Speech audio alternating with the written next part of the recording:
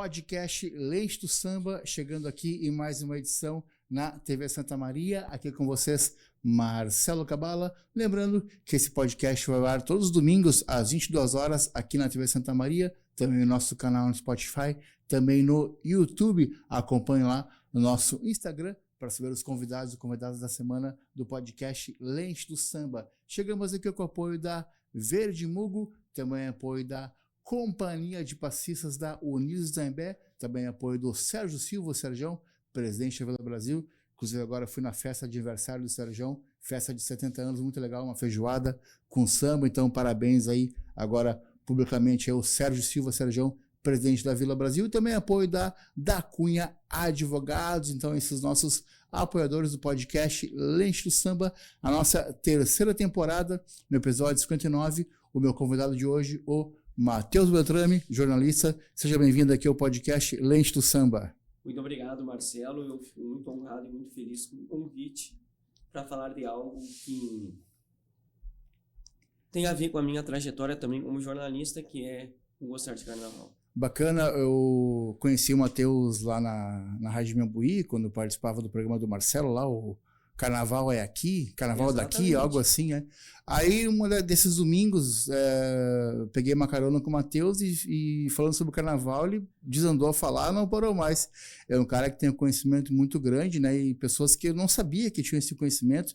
Inclusive aqui, né? Tu participa de um programa de rádio, de uma das rádios que faz parte do Grupo Diário, onde a TV Santa Maria está instalada também. Então, entre tu entrar no estúdio e a tua volta da tua participação, a gente sempre acha um tempinho para falar de carnaval, Exatamente. né? Então, por isso que e nosso tempo ali fica curto ali nessa conversa rápida, então por isso que eu te convidei aqui para participar do podcast, falar um pouco sobre o samba e carnaval. Hoje o podcast tem ido para vários lugares, Porto Alegre, Uruguaiana, Cruz Alta, Ótimo. Uruguaiana, até fora do Brasil tem bastante gente assistindo. Então, para quem vai estar te assistindo e te conhecendo, como é que o carnaval e o samba entrou na tua vida? Em que momento tu encontra isso? Olha, Marcelo, é muito legal poder falar sobre isso, porque no ano de 1998, eu estava na 4ª série da Escola Estadual General Edson Figueiredo, certo? Foi ano de Copa do Mundo, inclusive. Uhum. Eu lembro que, aliás, 4ª série, eu estive na Copa de 94, já foi um pouco mais à frente. Era a Copa de 98, né? A Copa que o Brasil perdeu para a França na final. Aquela que o Ronaldinho teve um... Sim, se não me falha a memória, exatamente. E aí, no ano de 98, a minha mãe estava assistindo na segunda-feira, na Globo à tarde, não estava trabalhando aquele dia, nós morávamos ali na Rua General Neto, a reprise dos desfiles. E bem naquele momento, estava desfilando a Portela, em 98, com o Samba Enredo dos Olhos da Noite. E aí me chamou muito a atenção aquele refrão: "A noite se vestiu de azul e branco, abriu seu manto com encanto e poesia. Seus olhos são a luz do luar que ilumina a passarela para a Portela brilhar. Para a Portela passar, perdão." Aquele era um samba muito, muito legal, o enredo era legal. A rainha de bateria já era uma figura pública conhecida, Diane Galisteu. E aquilo me marcou muito. E eu lembro que naquele dia eu estava brincando com uma bola em casa, no pátio, e eu comecei a dar um pouco, cantar outros refrões que apareceram naquela tarde, que apareciam na televisão, que eu guardei rapidamente, assim, na época. E comecei a cantar, comecei a brincar disso. E aí ali foi o ponto de partida para que eu começasse a gostar de acompanhar os desfiles. Eu lembro que uma época, quando eu estudava na Unifre, eu comprei um gravador para gravar entrevistas, que era um trabalho que nós fazíamos no laboratório de rádio, o professor Gilson Piber. E eu já veraneava em Capão Novo, e sempre, geralmente no período do carnaval, nós estávamos em Capão Novo. Sim. Eu veraneei por 15 anos.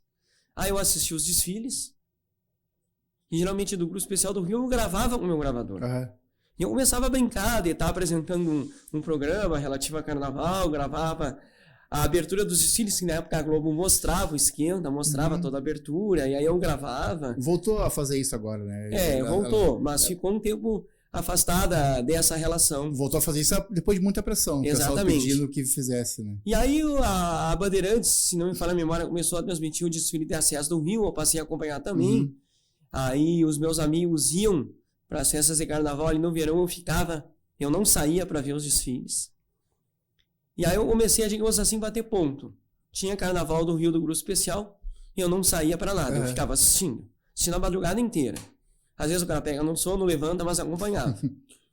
Aí eu comecei, uma determinada época, a acompanhar um pouco do Carnaval de Porto Alegre também, Carnaval de São Paulo, Grupo de Acesso do Rio, que eu acompanho bastante hoje.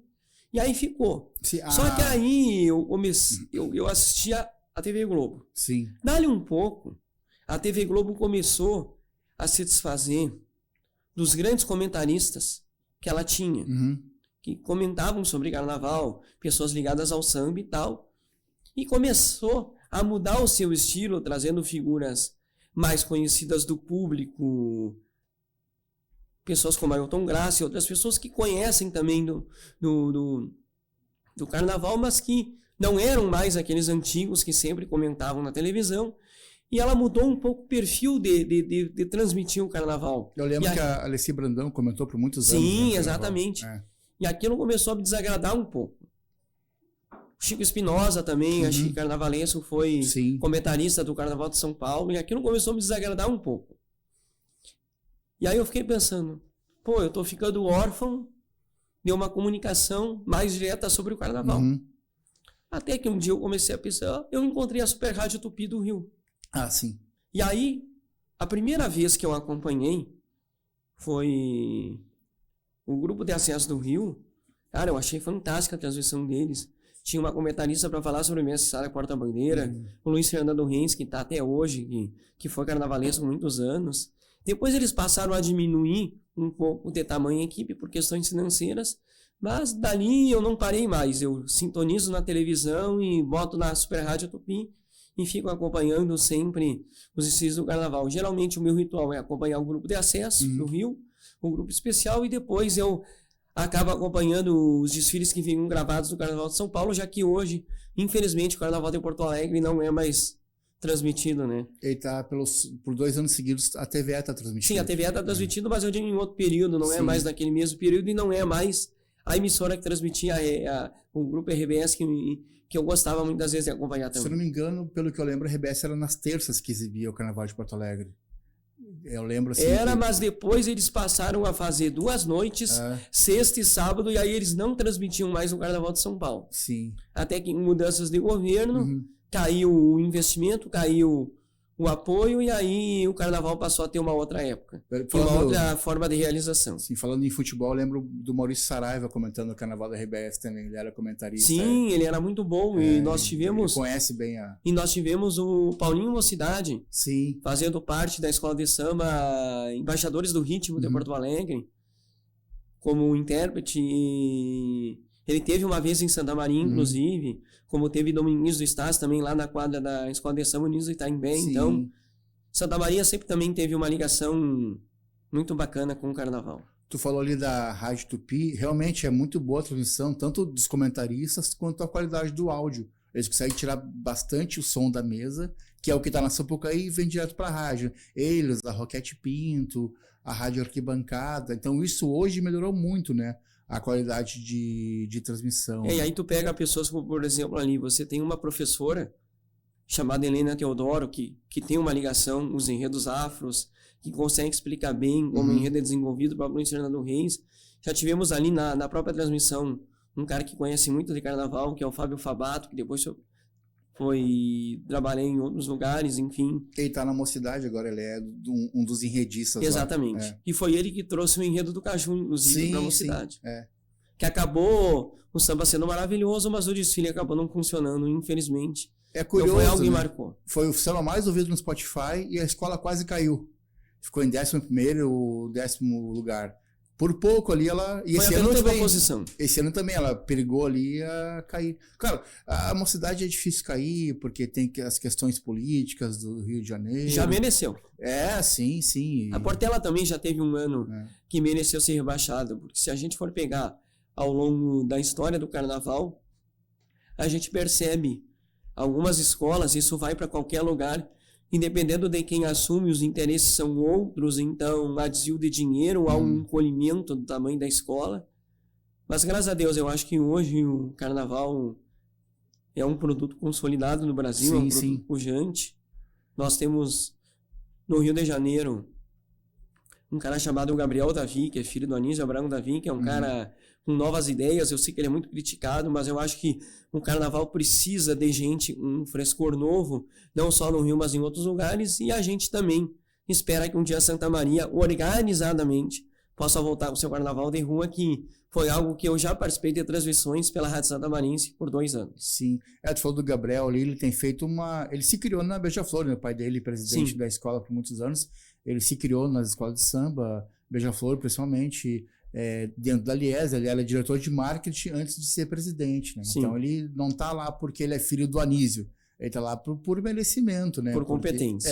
E fez polêmica aí com a questão do desfile para 3 noites, mas agora acho que já é uma coisa que foi bem aceita pelas escolas, né? Eu acredito que, por ter já participado de uma noite de desfile no Carnaval do Rio, de ter acompanhado pessoalmente, a gente percebe claramente que, dependendo da escola que fica para desfilar lá no final, as últimas do dia, o público já está bem diminuto. Sim. Tem escolas que não tem muito apelo popular. Então, eu acredito que a ideia dele foi satisfatória, porque as pessoas chegam e podem ir embora mais cedo. E nem todo mundo que vai numa noite só, pelo menos, quer ficar até de manhã. O pessoal quer acompanhar parte dos desfiles e depois está cansado, quer ir embora, porque não ficou o dia inteiro descansando para ver os desfiles.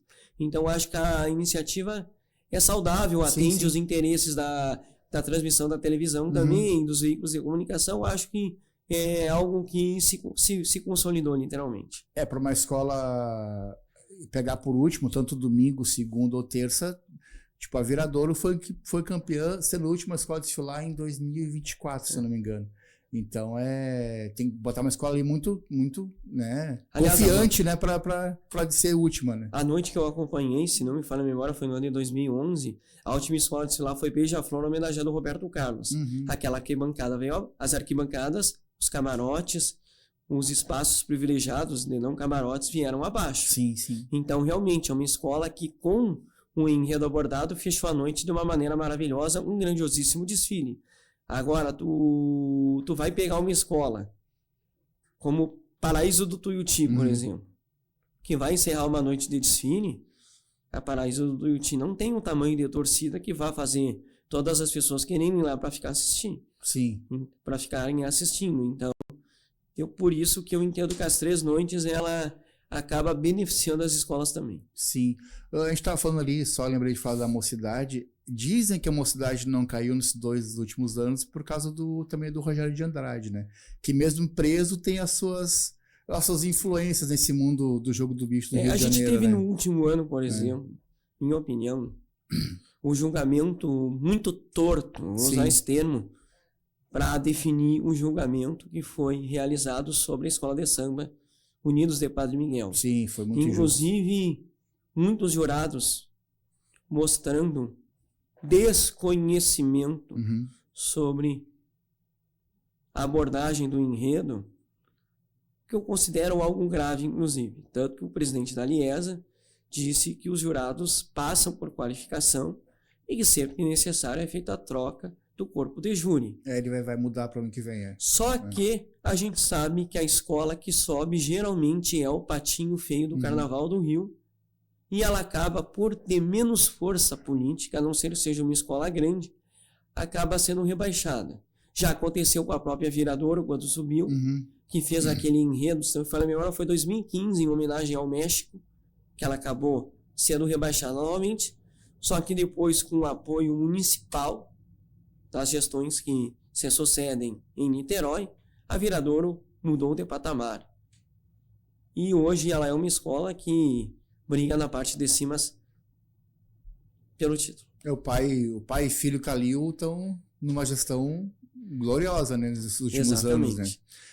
E agora nós temos essa questão, porque agora nós temos 2 escolas de Niterói no grupo especial. Sim. E a gente não tem conhecimento como será essa divisão da verba. Sim. Obviamente que igualitária não será. Mas como ela será? Ficará a Acadêmicos de Niterói muito aquém da Viradouro? Essa é a pergunta que se faz. Porque quando ela estava no grupo de acesso, era mais fácil o poder público poder se dividir. Agora, Sim. nós temos essa questão, que envolve diretamente o poder público, e como a gente está abordando aqui, é de notório saber que o poder público realmente de Niterói dá um aporte financeiro para a Viradouro, Sim. que a Prefeitura do Rio, através do Eduardo Paes, não consegue dar para todas as escolas da mesma maneira. Sim. A Niterói falou, foi a escola que subiu esse ano, 24, 25 e vai desfilar em 26. Uma homenagem à festa junina com o apoio da Prefeitura de Maracanã, sim, sim. no estado do Ceará. Tem essa questão, né, das escolas que sobem, né? Aconteceu ano passado com a Porto da Pedra e com a que homenageou o Lindo Cruz em 23 também. Ela subiu. Império Serrano. Então... Quem se manteve, surpreendentemente, foi Paraíso do Tuiuti. Sim, sim. Que mudou de patamar, apesar que hoje ela briga mais na parte de baixo, mas ela é uma escola que conseguiu se manter. A São Clemente se manteve muitos anos no grupo especial, sendo uma escola irreverente, e a Império Serrano também. Mas a Império Serrano era sempre aquela que descia e subia, descia e subia, descia e subia, mas ficava nesse ioiô. A São Clemente, que infelizmente foi rebaixada para o grupo de acesso, caiu mais e agora caiu mais um grupo ainda. Eu vi, até tu falou da transmissão da Band, eu assisti esse ano, o grupo de acesso, né? Muito boa transmissão também, né? A gente ficou ali. O carnaval é complicado pra gente que gosta, né? Porque tem muita coisa. Ao mesmo tempo que tinha a transmissão da grupo de acesso do Rio de Janeiro, tava passando o carnaval de São Paulo. Então a gente fica trocando ali um pouquinho de cada canal para assistir. Aliás, mas a transmissão da Band é muito boa. Exatamente, por mais que o enredo da São Clemente tivesse sido não muito claro, era um enredo sobre uma homenagem a um cachorro caramelo, que ficou famoso no Rio Grande do Sul, e levava mais essa questão do animal doméstico, especialmente do cachorro. Mas eu ainda acho que ela poderia ter ficado no grupo de acesso e ter caído a Botafogo Sampa Clube, que é uma escola que tradicionalmente homenageia só enredos ligados ao Botafogo, que para mim também fez um desfile, embora é uma das aberturas, é um dos esquentas mais legais do último ano, porque o Emerson Dantas é um cara muito animado, e aí pegava um coro de torcida ali, muito legal, mas a Botafogo para mim fez um desfile bem pobre, digamos assim, mas ela ainda conseguiu superar a São Clemente e sobreviver. Sim, a São Clemente, a hora que eu assisti, tava passando a São Clemente, até o Aidon, que é um crítico do carnaval, falou, não ficava bem claro realmente o que a São Clemente queria dizer, então por isso que ela foi penalizada para cair um pouquinho mais, né? Assim como nós temos polêmicas geralmente em todo que é tipo de julgamento em relação a carnaval. Agora mesmo tivemos uma polêmica agora no Festival de Parintins sobre o julgamento do boi vencedor, mas enfim, no grupo de acesso do Rio nós já tivemos coisas incríveis de a gente ter rebaixamentos inexplicáveis de Acadêmicos do Cubano, Santa Cruz, enfim.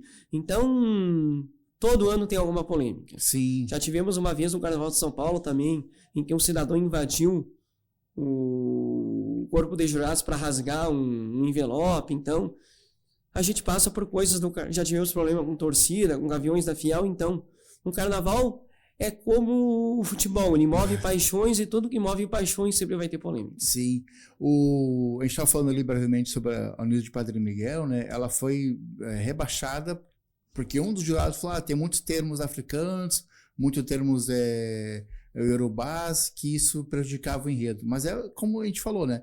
É uma total falta de desconhecimento, e isso causou um clamor público que as pessoas apoiaram muito a Unidos do Padre Miguel, né? Nós estamos num momento da nossa sociedade em que a diversidade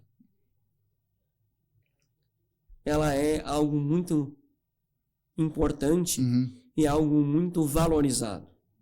Então, mais do que nunca, como hoje, os enredos afros estão muito efervescentes. Sim. Eles são muito valorizados porque essas pessoas, por muitos anos, se consideraram invisibilizadas. e elas utilizam o carnaval para contar as suas verdadeiras histórias. Histórias essas que por muito tempo foram escondidas, que você não aprende nas escolas. Sim. Inclusive, nós tivemos um fato muito polêmico, que foi uma declaração de um grande artista do carnaval, carnavalesco, que é o Paulo Barros, dizendo que ele não gosta de trabalhar com enredos afros. Esse ano ele não está trabalhando em nenhuma escola. Eu acho que o efeito da declaração causou essa situação, mas eu entendo que, partindo também do princípio deste jurado, o desconhecimento dele é muito claro. Eu acredito que o jurado, obviamente, precisa estar preparado para esses enredos afros, para os termos afros. Eu, particularmente, tenho respeito pelas abordagens afros, principalmente quando elas são muito diferentes uma das outras, porque eu não considero, como Paulo Barros, que seja tudo igual. Agora, a única crítica minha é se os enredos afros começam a ficar batidos. Ou seja, uma escola faz algo no grupo especial muito parecido com o do acesso, ou vice-versa. E aí você acaba, às vezes, contando histórias que já foram mostradas. Mas se você consegue fazer uma abordagem muito diferente daquilo que já foi abordado por uma escola, pegando um outro viés afro, eu acho que não há nenhum problema e é cultura e é conhecimento que a gente está aprendendo. A gente vê também a influência do Carnaval do Rio de Janeiro, principalmente, né? No Carnaval do Rio Grande do Sul, eu que acompanho, tenho acompanhado nos últimos 2, 3 anos o Carnaval de Porto Alegre e o Governo Cruz Alta. Escolas dessas 3 cidades pegam uma influência do Rio de Janeiro para a sua escola. Eu teve aqui escola de Cruz Alta que pegou o tema do forró, que foi a Imperatriz que usou em 2023. Então as escolas aqui também vão um pouco na cola do que é falado no Rio de Janeiro. E aí eu vou te falar algo que eu não considero o melhor caminho.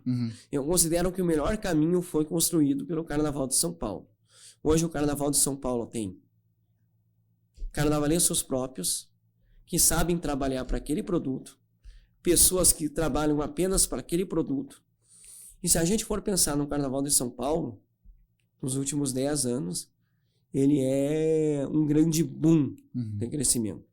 Não só pelo tamanho da cidade, pelo envolvimento das pessoas que gostam, mas pela plasticidade mesmo. Hoje nós temos o Anhembi, que não tem nenhum impedimento para que você faça carros muito mais altos, com esculturas grandes, enormes, e esse se tornou um fator muito bacana no Carnaval de São Paulo. Até a extensão da pista é um pouquinho maior. No Carnaval de São Paulo é comum você não ter carros tão grandes na parte lateral, mas com esculturas enormes, muito bem construídas. Sim. Então acho que o Carnaval de São Paulo conseguiu construir um caminho independente do Rio de Janeiro. E acho que aqueles carnavais que ainda se abastecem muito de uma determinada fonte e que não constroem o seu próprio caminho, eu acho que isso inviabiliza um pouco um crescimento mais rápido. Sim. A gente vê também a questão dos profissionais, claro que São Paulo e Rio de Janeiro tem profissionais ótimos do carnaval e são consolidados com isso, né? Mas agora tu falou do Parintins, eu assisti pela primeira vez esse ano, as 3 noites consegui assistir, e a gente vê muito assim a influência do Festival de Parintins no Carnaval de São Paulo e Rio de Janeiro. Sim, né? Pelo movimento das alegorias, Sim, especialmente. Então, os profissionais são contratados, aí Itaimbé, onde Itaimbé, certo ano, que inclusive o ano, que se não me falha a memória, estava Joaquim Lucena aqui, eu tinha a oportunidade de ser comentarista com ele, juntamente com o Luiz Carlos Luzia, daquela sessão da Rádio Santa Maria, vieram aquele ano profissionais de Parintins trabalhar aqui em Santa Maria também. Em 2015, que foi o último carnaval. Sim. Né, que inclusive o Itaimbé é campeão até hoje, porque não teve outro carnaval, então ela continua sendo campeã. Conta pra gente, tu falou ali no começo, né, sobre isso, assim, de trabalhar na cobertura, né, na Rádio Santamarense. Hoje tu faz parte da Rádio Membuí, né, eventualmente comenta aqui no programa de futebol da rádio, da Santamarense, né, mas conta pra gente como é que foi essa experiência, por quantos anos tu pegou o comentário, participar do carnaval como cobertura, né, em rádio, no Carnaval da Liberdade. Na verdade, no meu primeiro ano de carnaval, eu participei, eu deixei bem claro para o Alexandre e para quem me convidou para fazer parte da cobertura, um pouco do conhecimento que eu já tinha sobre carnaval, de acompanhar pela televisão, de ser aquela pessoa que gosta de acompanhar os carros alegóricos passando, as alas passando e o tema sendo mostrado e, digamos assim, sendo, como é que vamos dizer, sendo repassado item por item daquilo que a escola quer contar. Não, e uma questão aí, transmissão de TV é muito difícil, porque o cara, o diretor de imagem te bota ali 3 segundos. Sim. E tem que comentar sobre aquilo e já vai para outra imagem. Então é muito pouco tempo de imagem e de fala. Então o cara tem que ser muito certeiro, o cara ou a mulher, enfim, comentarista de maneira geral, porque a imagem não vai ficar ali 1 minuto para tu falar sobre ela, é rapidinho que passa. E aí eu fui convidado a ser comentarista juntamente com o Drusian e o Joaquim Lucena. Uhum. E eu lembro que naquele ano se gerou inclusive uma polêmica, dirigentes da Mocidade das Dores, por uma análise e nem foi minha, acredito que foi do Joaquim Lucena, sobre uma alegoria que acabou tendo algum problema. E eu lembro que em determinado momento da transmissão, o Alexandre fez um sinal para mim. Uhum. Porque talvez meus comentários estavam sendo um pouco ácidos, digamos assim. Em relação a uma cidade. Não, em relação às escolas, em relação aos desfiles. Uhum. Eu estava tendo um olhar muito crítico. Sim. Para um carnaval que é muito diferente, obviamente, da realidade no que eu acompanhava, e que eu devia ter um pouco mais de bom senso sobre aquilo que eu estava assistindo e comentando. Esse foi o meu primeiro ano. Inclusive foi o ano que a Barão do Itararé foi campeã. Uhum.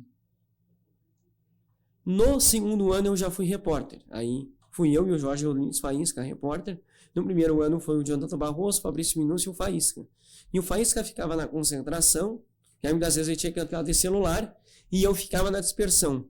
E aí dali um pouco tava o Drusian falando na dispersão, eu queria entrar no ar e eu não conseguia entrar, porque a dispersão ficava mais longe da Liberdade, eu tinha que estar voltando. Mas um fato bem curioso, assim, daquele carnaval, e eu lembro muito bem deste ano que eu fui repórter, que foi o seguinte: eu certa vez conversando eu fui repórter num ano em que eu fui comentarista num ano em que a Barão foi campeã. Depois tivemos um título da Mocidade Independente das Dores, homenageando Sérgio Assis Brasil, que eu também participei da cobertura, um repórter. 2011. E depois teve um ano que eu não lembro se depois de 2011 deu uma parada e voltou, acho que sim, né? Acho que teve só 13 que não teve por causa da Kiss. E aí teve depois a Itaim sendo campeão. Eu não vou me recordar o ano exato agora do desfile, não veio agora a minha memória, mas eu lembro de um determinado ano em que o Leonardo Ribeiro já estava, já tinha saído da Mocidade das Dores. Ele já tinha ido para Vila Brasil, e eu conversando com ele, e ele me contou uma história de uma mulher que tinha proposto o desenvolvimento de uma caravela, numa alegoria, para Vila Brasil, e ele tinha me falado um valor em torno de 5 mil. Veja como foi. E não é que essa proposta foi feita a Mocidade, eu não me recordo exatamente o enredo da Mocidade, mas foi projetada a caravela numa das alegorias. E não é que essa caravela dá um problema na avenida e o carro entorta. Caramba. E eu tô de repórter, e dali um pouco tá o nosso amigo vereador Marcelo Bisonho ajudando, como pessoa ligada ao carnaval, sendo ligado ao Barão do Itararé, a tentar fazer o carro endireitar. E eu de repórter narrando a situação. O carro vinha para lá, o carro vinha para cá, e o Drusinha como comentarista, e o Marião transmitindo. Olha, aquilo foi o primeiro fato, assim, mais diferente, digamos, que eu peguei como repórter. Que foi estar no meio daquela situação, muitas vezes um repórter enfrenta, especialmente um repórter de rádio, uma cobertura de carnaval, que é, tu tá olhando, tu tá acompanhando o desfile e dá um problema e tu tá ali em loco, até tentando conversar com alguma pessoa que está tentando ali resolver o problema. Então foi um fato assim interessante, pitoresco que eu peguei. Mas acompanhar a dispersão, por exemplo, o fim da escola, pegar o povão por ali também é algo muito, muito legal, muito, muito enriquecedor assim para repórter. Eu acho que trabalhar como repórter em uma cobertura como o carnaval é algo muito enriquecedor para qualquer profissional do rádio, qualquer jornalista. Aconteceu comigo em 2023, no desfile da Imperatriz de Cruz Alta. Um carro parou no caminho e um monte de gente foi ajudar. Eu larguei a câmera, ó, segura para mim que eu vou ajudar a botar esse carro na avenida de volta. Olha só. E aí a gente vê assim, em relação às outras escolas de samba, até os torcedores de escola de samba, das escolas, tipo, a hora que o carro conseguiu voltar para a avenida, todo mundo aplaudiu. Tipo, que a disputa não é para ver o mal do outro. A disputa é para sua escola ser a campeã. Então tem o carnaval ainda tem essa solidariedade entre as pessoas. Isso partindo do ser humano é muito legal. Sim. Agora, é preciso, acredito que aproveitar esse espaço, eu até me permite fazer uma reflexão sobre a nossa realidade de carnaval. Uhum. Numa época em que eu participei apenas de uma noite como repórter, que na segunda eu não estava um repórter, eu acabei sendo convidado pelo Marião a ficar no camarote dele.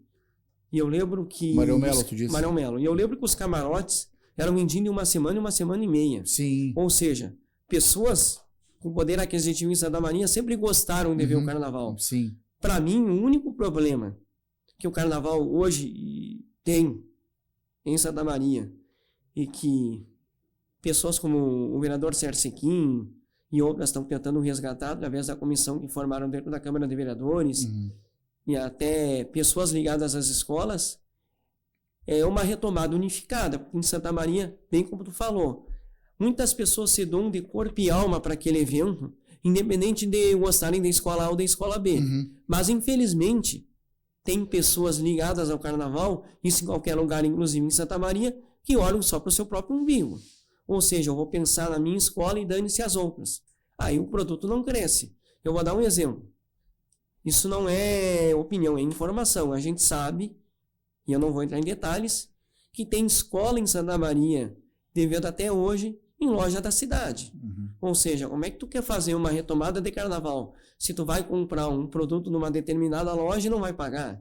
Então, acho que Santa Maria precisa ter um processo de retomada do carnaval muito organizado, mas que todos estejam remando no mesmo barco. E caso contrário, Santa Maria não vai voltar a ter carnaval tão cedo. Eu acho que isso aí, eu já ouvi falar dessa história também, que tem escola devendo em lojas aí, mas tem que ter um controle muito, muito claro. Tu lembra em determinado ano que a presidente da Itaimbé, já falecida, Vanilda, ela era que recebia o valor da prefeitura para repassar para as escolas, que tinham escolas que não tinham nem condições de receber? Claro que a gente precisa regularizar o espaço para que as escolas possam ensaiar. Sim. Então tem todo esse processo. Esse é o primeiro passo. Mas o que a gente está tratando aqui é de uma sintonia que as pessoas do carnaval precisam ter para que a coisa também funcione. Não adianta a Câmara, a Prefeitura fazer um processo de retomada e na hora que chega para todo mundo começar a trabalhar para a volta do carnaval, que já tem algo mais palpável, cada um começa a olhar para os seus próprios interesses, seu próprio umbigo. Aí você não vai ter um produto bom para oferecer para a nossa cidade também. A gente tem visto, assim, eu tenho acompanhado, assim, visto, achando interessante todo esse movimento, né? Teve visita na Vila Brasil agora essa semana, então a Frente Parlamentar, junto com o prefeito, o Rodrigo Décimo, esteve na Vila Brasil, eles vão em outras escolas também, então a gente vê com muito... bons olhos. Então vamos ver até onde isso avança, né? Torcemos que isso avance, né? E acho que as escolas também, que eu tenho acompanhado, assim, estão num bom entendimento de que tudo bem, a gente tem essas nossas diferenças, com certeza tem. Isso tem no futebol, também tu que é um cara ligado ao futebol. Sem dúvida. Em rádio também tem, mas é sempre pela irmandade da coisa, né? Na verdade, a gente sempre diz que a paixão e o defender a sua escola, a sua bandeira, o seu clube, para tudo isso tem limite, né? Sim. Então, eu não posso tornar aquele produto, aquela entidade, aquela escola que eu defendo maior do que o produto carnaval, por exemplo. Sim. Então é nesse sentido a minha fala. A gente, obviamente, que acredita no trabalho que está sendo desenvolvido para a volta do carnaval, até porque nós temos uma secretária de cultura, a Rose Carneiro, que é uma especialista em cultura, é uma pessoa que também conhece do carnaval, acho que foi uma pessoa muito bem escolhida na época, pelo Jorge Pozobon para ser secretária de Cultura, por todo o envolvimento dela com a cultura em Santa Maria. Agora a gente precisa que todo mundo se ajude, como tu bem está falando, e a gente está vendo, pelo menos até agora, um caminho sendo pavimentado, que é bastante positivo. Sim. Tu falou ali da tua experiência como cobertura em rádio, né? E ter acompanhado esse carro aí que parou na avenida e o pessoal conseguiu retomar. Mas qual que é além disso, assim, essa é uma lembrança, né, que a gente tem... Não, e ela é uma lembrança muito forte, porque quando o Leonardo me contou a história, eu fiquei pensando, pô, será que essa mulher que fez essa proposta para o Brasil e conseguiu emplacar ela na mocidade não pensou nos prejuízos que a maneira como ela ia implantar aquilo traria para a escola? Porque eu lembro que teve um ano de desfile também, em que a mocidade... Não, foi a Uniso Itaimbé. E teve era um ano que homenageou o Rio Grandense. E teve um último carro que não funcionou.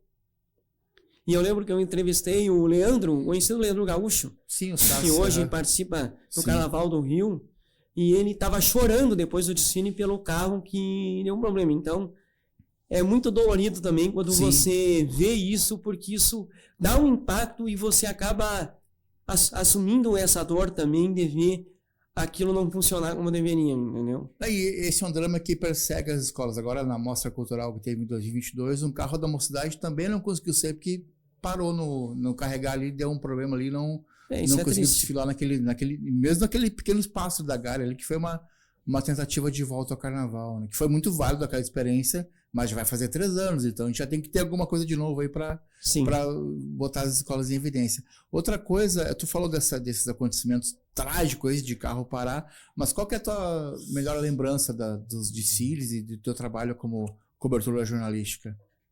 Olha, primeiro que eu acredito que um bom samba enredo, ele te leva a entrar num outro plano, digamos assim.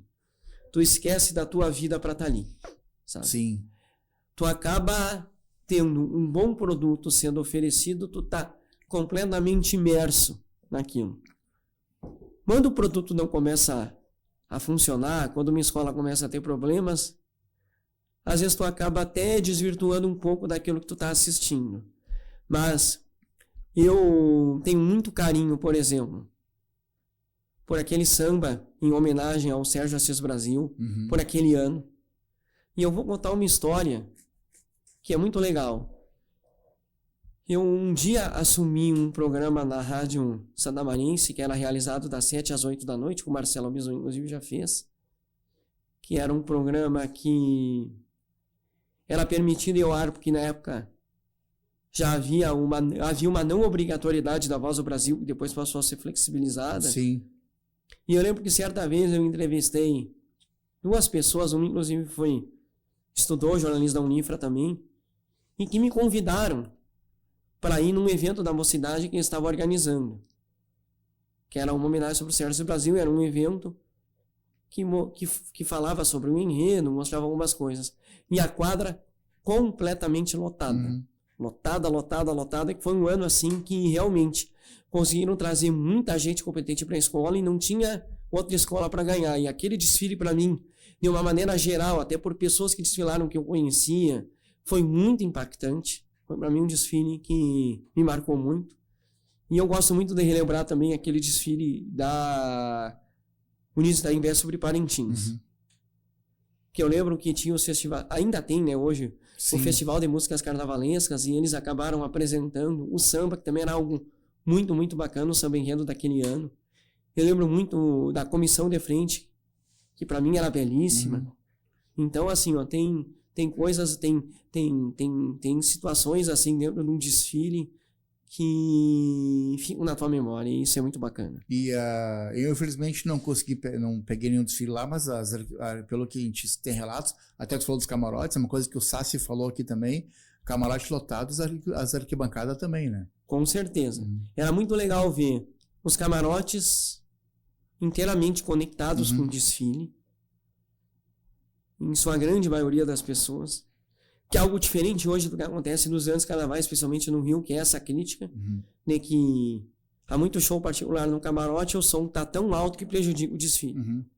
Então, Santa Maria, tu tem essa conexão dos camarotes com os desfiles, sempre teve. E as arquibancadas nem se fala, então. E aí tu acaba encontrando pessoas muito conhecidas na arquibancada. E eu conhecia pessoas até que estavam vendendo uma batatinha, um churrasquinho. Muitas vezes, Matheus, podem pegar gratuitamente um lanche aqui para vocês que estão trabalhando. Então, essa sintonia... Eu sempre fui uma pessoa, desde que eu comecei a trabalhar com rádio, que me conecto com gente. Uhum.